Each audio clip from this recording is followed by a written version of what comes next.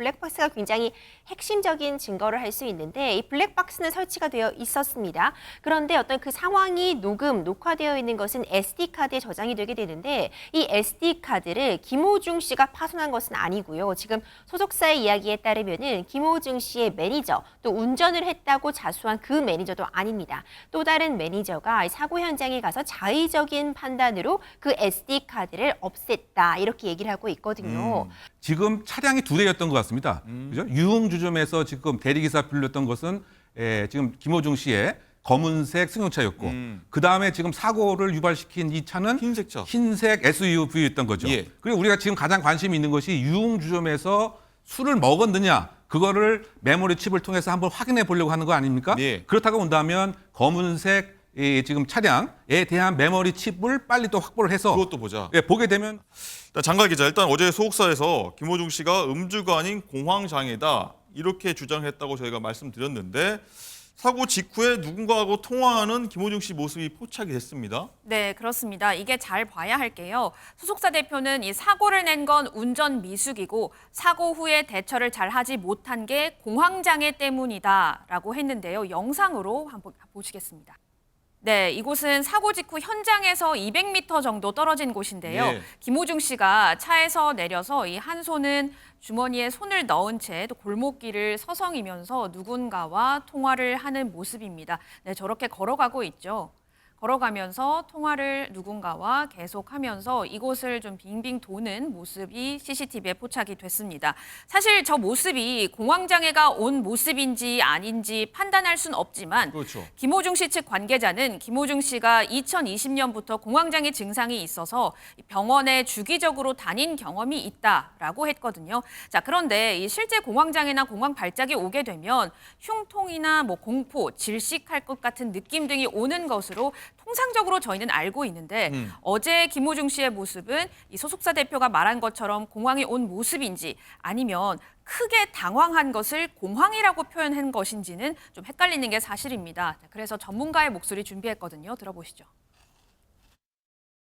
사장이 얘기하는 공황장애라고 하는 것이 어떤 의미로 얘기했는지는 정확히 모르겠지만은 우리가 공황장애라고 하는 것은 상황 판단을 못 해갖고 막 어지럽고 막 빙빙빙 돌고 이런 걸 얘기하는 거거든요. 이 사람은 한 다음에 멈췄잖아요. 내려갔고 또 전화 통화를 하잖아요. 그럼 그게 무슨 공황장애죠? 근데 공황장애라고 하면 다음 행동을 못 하거나 다음 행동 자체가 이상하거나 이래야 되는 건데 이건 행동이 합리적이잖아요. 상황에 대한 분별력이 좀 있으면 이제 마약하고는 좀 관련은 짓기가 조금 어렵겠네요. 그렇죠. 그냥 뿡 가요. 가서 어디에 네. 처박혀서 해서 사고가 되는 거지. 그러니까 제가 보기엔 마약은 아닌 것 같고. 자, 김 씨 측에서는 지금도 음주 절대 하지 않았다 이런 방침 고수하고 있고 근데 또 대리기사를 불러서 일단 귀가는 했었지 않습니까? 술은 안 마셨는데 또 대리기사를 불렀다. 좀 앞뒤가 안 맞는 것 같기도 하고 어떻게 봐야 됩니까? 그런데 본인의 그 얘기는 술은 이제 안 마셨고 그러면 술을 안 마셨는데 대리기사를 부를 이유가 사실 없지 않습니까? 그것에 대한 나름대로의 지금 대응은 다른 이유가 있을까요? 뭐라고 이제 얘기를 했냐? 피곤해서 이제 그렇게 했다. 피곤했다. 근데 좀 특이하죠. 피곤한데 그 다음에 행위를 보게 되면 피곤함에도 불구하고 또 지인의 연락을 받고 또 나가지 않았습니까?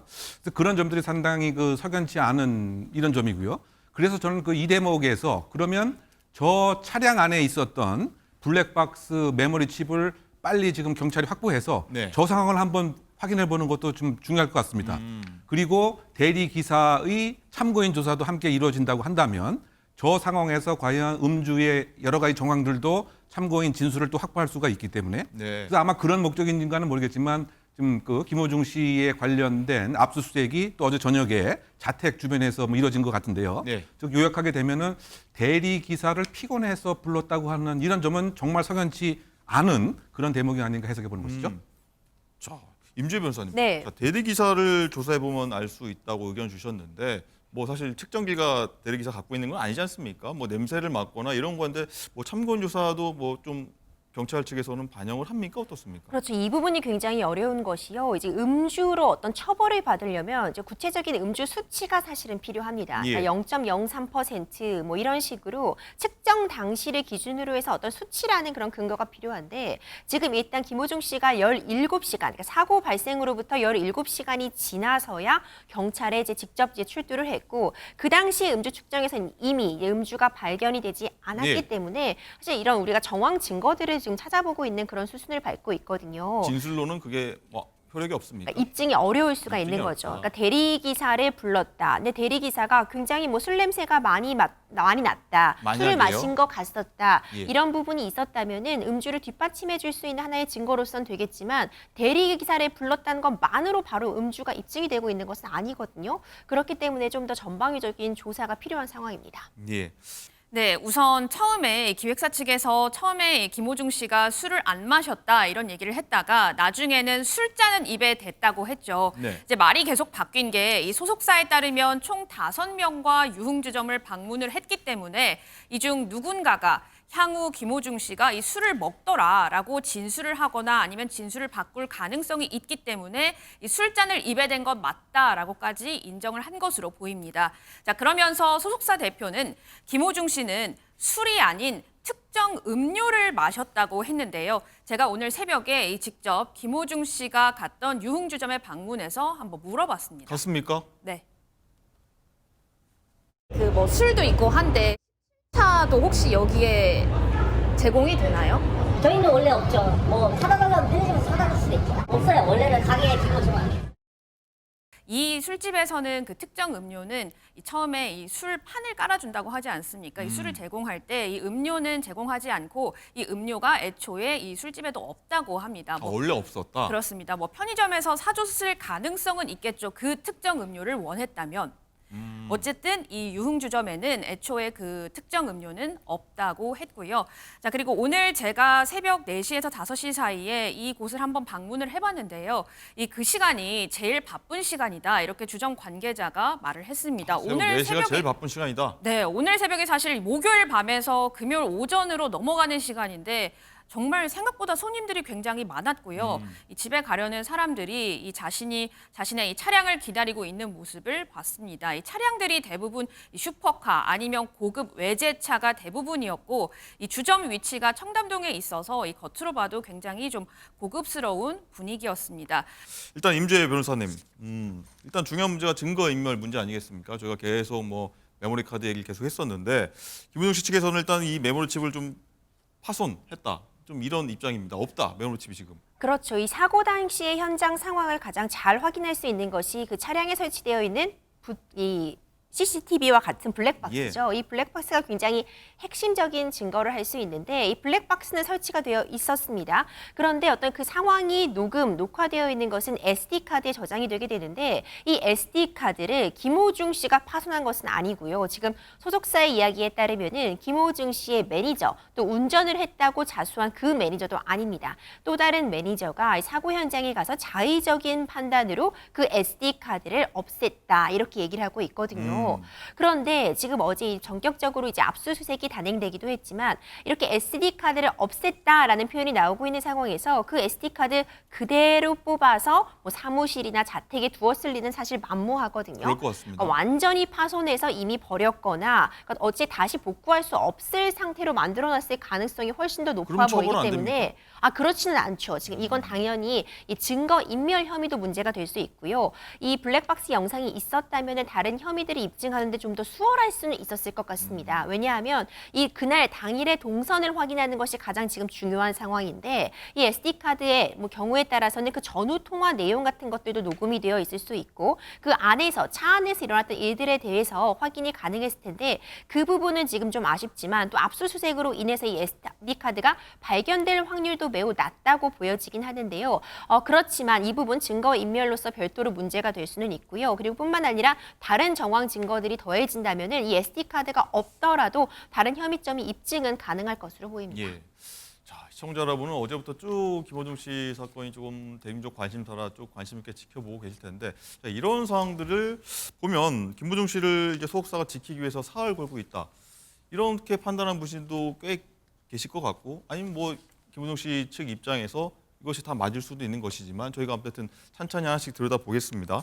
자, 이 교수님 일단은 여기 소속사 대표가 사촌형이라는 얘기 어제까지 저희가 짚어봤는데 대표가 사촌형이다. 이걸 좀 강조하고 좀 부각되는 측면. 이건 좀 어떻게 봐야 됩니까? 일단 이제 뭐 두 가지 좀 나눠서 한번 생각해 보면 일단은 그 소속사의 지금 나름대로의 뭐 전략을 우리가 표현을 해보게 되면 전략으로 표현하자면 예, 만약 표현하자면 적어도 김호중 씨 자체는 지키겠다. 즉 형량과 죄목을 가장 줄여 나가겠다. 그런데 그와 동시에 나머지 범죄들은 소속사 대표나 매니저가 다 감수할 의향이 강하다. 이런 판단으로 지금 나가고 있는 것 같습니다. 요약하게 되면 김호중 지키기에 올인한다고나 할까요? 그것을 전략이라면 말이죠. 그렇다고 봤을 때 왜 그런가를 한번 그 추정을 해보면 예. 사실 단기적 관점에서 가장 합리적인 지금 판단을 혹시 했었을 가능성이 있지 않느냐. 이제 그 얘기는 뭐냐면 지금 뭐 작은 콘서트 뭐 이란만 해도 매출액이 지금 뭐 40억, 50억이라고 하는 뭐 이런 그 상황이니까 그것은 계속 회사의 유지를 위해서 김호중 씨는 필요하고 혹시 다른 이를테면 증거인멸, 범인 도피, 교사, 범인 도피 방조 등에 관한 혹시 죄를 받는다고 하더라도 실제로 따지게 보게 되면 벌금이나 뭐 집행유예나 뭐 그 정도는 충분히 감수를 하겠다. 뭐 이런 지금 전략적 그 판단으로 어떻게 보면 상당히 좀 무리가 갈 정도로 그 매니저들에게 모든 뭐 교사 행위를 하거나 또 대표가 직접 나눠서 내가 모든 것을 다 한 것과 마찬가지라고 하는 그런 취지의 얘기도 하는 것은 예. 그런 맥락이 아닌가 그 생각이 되고요. 네. 또 그 두 번째는 혹시 그런 과정에서 지금 그 변호인의 조력을 받았는가는 모르겠지만 이 그 대표가 만약에 8천 이내의 친족에 해당된다고 한다면 범인 도피와 관련된 여러 가지 특례, 친족 간에 숨겨지는 행위는 처벌받지 않을 수도 또 있거든요. 처벌하지 아니한다. 네. 친족일 경우. 그렇죠. 그런 것까지 혹시 고려를 해서 그렇다고 본다면 두 가지 목적이 달성될 수가 있겠죠. 회사는 계속 승승장구하는 목적 하나. 그다음에 두 번째 처벌도 사실 적고 본인도 어쩌면 처벌받지 않을 수도 있는 법리적인 그런 생각.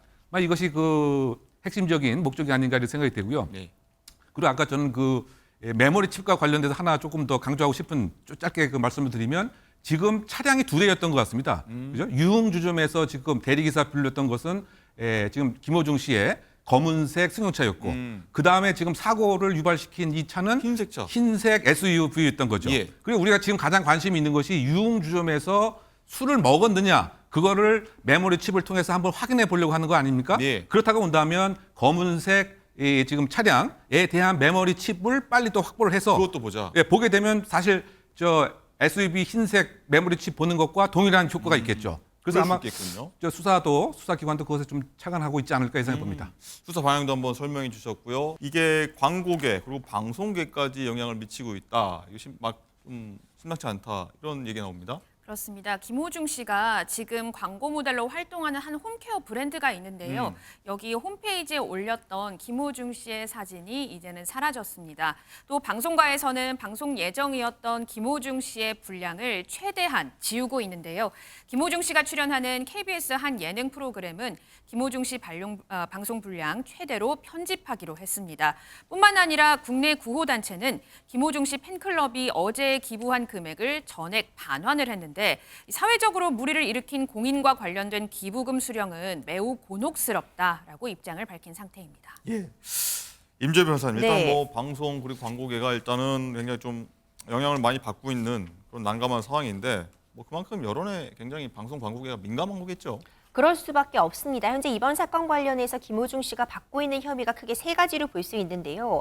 차량을 추돌하고 아무런 조치도 하지 않고 떠난 사고 후 미조치, 그리고 운전자 바꿔 침해에 따른 어떤 범인 도피 혐의, 그리고 마지막으로 왜 이렇게 장시간 동안 경찰에 출석하지 않았는가, 혹시 그 과정에서 음주가 문제되는 거 아시냐, 이렇게 세 가지 혐의를 받고 있는데 예. 이 사고 후 미조치 관련된 부분은 이미 본인도 어느 정도 인정을 한 상황이고요. 물론 이 운전자 바꿔치기, 범인 도피 부분 같은 경우에는 본인은 범인 도피죄로 처벌받지 않습니다. 그리고 지금 소속사 사장의 경우에도 이제 8촌 이내의 친족에 해당하는 그런 뭐 사촌형으로 알려져 있는데 이 경우에도 단순히 범인 도피를 부탁하는 경우 나 좀 숨겨줘라고 하는 것은 이런 어떤 방어권 보장의 측면에서 처벌이 되지 않지만요. 적극적으로 교사에 나아가서 나 지금 범인 도피, 내가 지금 피해야 하니까 적극적으로 내가 이런 자극을 줄게. 너가 부디 나를 운전자 바꿔치기를 해줘. 네. 이런 식으로 부탁을 한다거나 나아가 어떤 금전적인 이익을 약속한다거나 적극적으로 교사를 한다면은 이 교사의 부분은 또 친족간이라도 처벌이 가능하거든요. 아, 친족간에도 가능은 하다. 처벌 그렇죠. 가능하다. 교사범으로는 처벌이 교사범은 가능합니다. 가능하다. 근데 이것도 대법원 판례에 따라서 여러 가지 이야기가 있습니다. 단순히 나를 숨겨줘라고 부탁한 것만으로는 지금 처벌이 안 되고 있고요. 나아가서 어떤 은신처 제공뿐만 아니라 어떤 범인 자체를 바꿔치기 하려는 시도까지는 방어권 보장의 측면을 넘어선다고 보고도 있기 때문에 이 관여 정도가 어느 정도였는지 이 부분에 대해서는 조사가 필요해 보이고요. 이 음주 부분에 대해서도 아직까지 혐의에 불과하고 밝혀진 바가 없지만 조사 결과에 따라서 사실 굉장히 큰 파장이 예상되기 때문에 이 광고계에서도 좀 빠르게 김호중 씨 지우기에 나서고 있는 것이 아닌가 이런 추측을 하게 합니다. 예.